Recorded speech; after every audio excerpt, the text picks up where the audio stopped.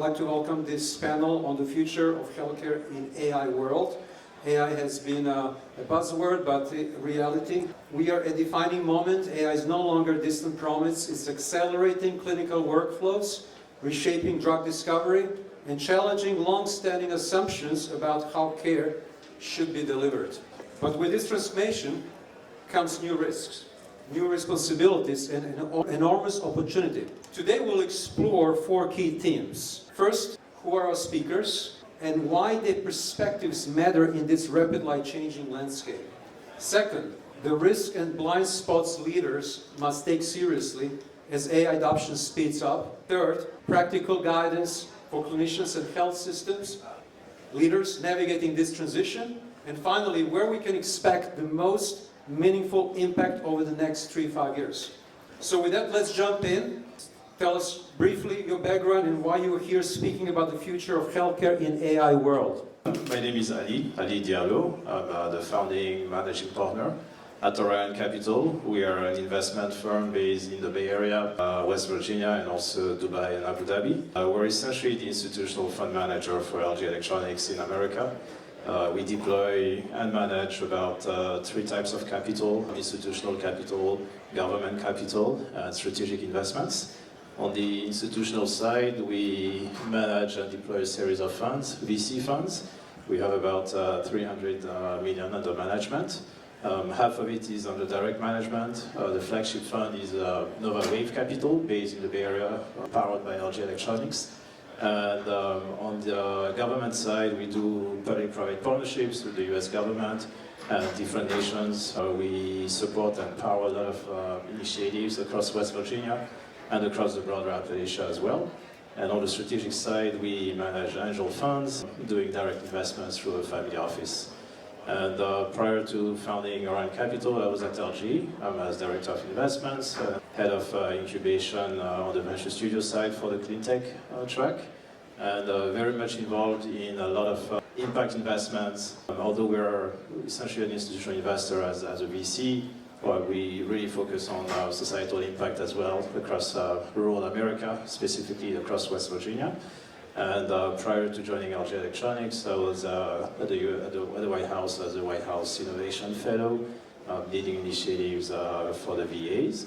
And prior to the White House, I was at MIT as a head of global innovation for global programs.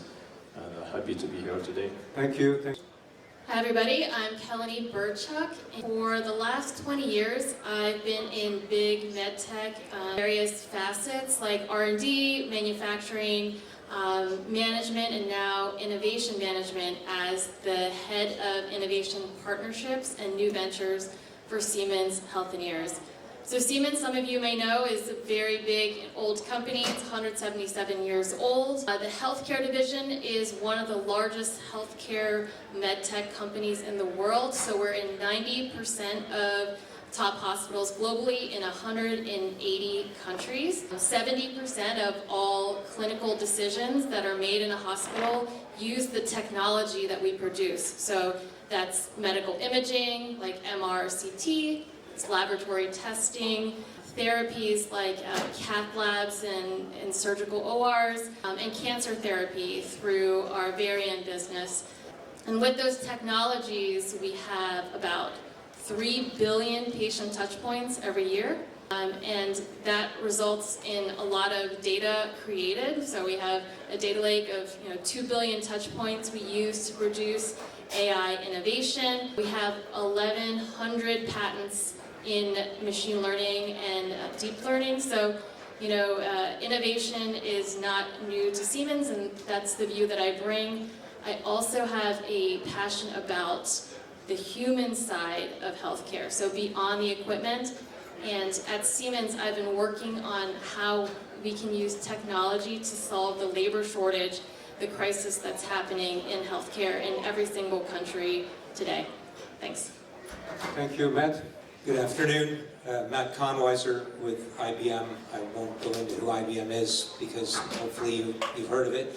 Very heavily involved in AI and quantum systems, especially around healthcare and patient studies and drug research, personally as well as a company. And the reason why I'm here very specifically is because this topic means a lot to me personally and a lot to my family.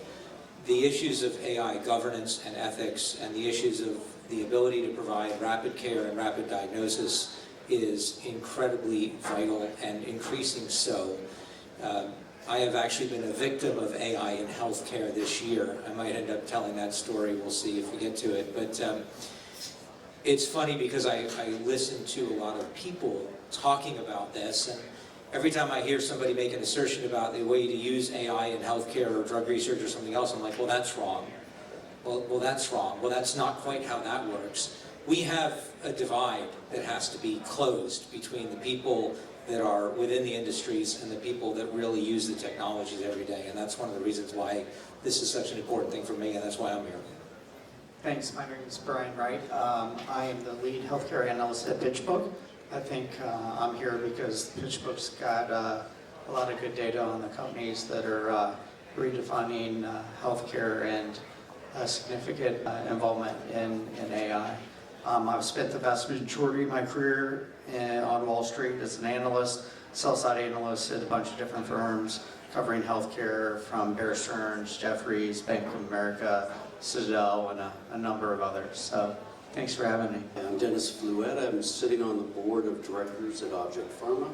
We are an early stage clinical company. If you were here at the start of the day, you know our focus is on MDD, a major depressive disorder with a neurotoxin solution. My other hat is a digital health consultant with expertise in design thinking and custom software development.